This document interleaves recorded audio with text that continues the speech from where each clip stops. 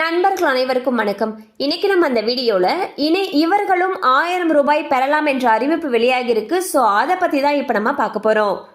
தமிழகத்தில் பள்ளி கல்லூரி மாணவர்கள் பயன்பெற அரசு பல திட்டங்களை செயல்படுத்தி வரும் நிலையில் அரசு பள்ளிகளில் படித்த மாணவ மாணவிகள் உயர்கல்வி தொடர ஏதுவாக அரசு 1000 ரூபாய் உதவித்தொகை திட்டத்தை செயல்படுத்தி வருகிறது. இந்த திட்டத்தின் மூலமாக உயர்கல்வி பயிலக்கூடிய மாணவ மாணவிகளுக்கு மாதந்தோறும் 1000 ரூபாய் வங்கி கணக்கில் வரவு வைக்கப்படும். இந்நிலையில் கல்லூரிகளில் தற்பொழுது 3ஆம் ஆண்டு படிக்கும் மாணவிகளும் 1000 ரூபாய் கோரி விண்ணப்பிக்கலாம் என்று அமைச்சர் கீதா ஜீவன் தெரிவித்துள்ளார். அரசு பள்ளி மாணவிகள் உயர்கல்வியில் சேர்வதை ஊக்குவிக்கும் விதமாக மாதம் 1000 ரூபாய் வழங்கும் புதுமை பெண் திட்டத்தை தமிழக அரசு தொடங்கியது.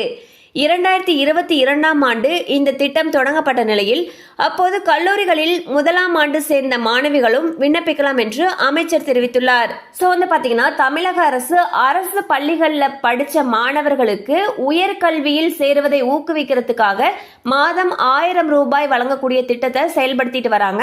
அந்த வகையில் புதுமை பெண் திட்டத்துக்கு கல்லூரிகளில் 3ஆம் ஆண்டு படிக்கக்கூடிய மாணவிகளும் விண்ணப்பிக்கலாம்னு சொல்லியிருக்காங்க.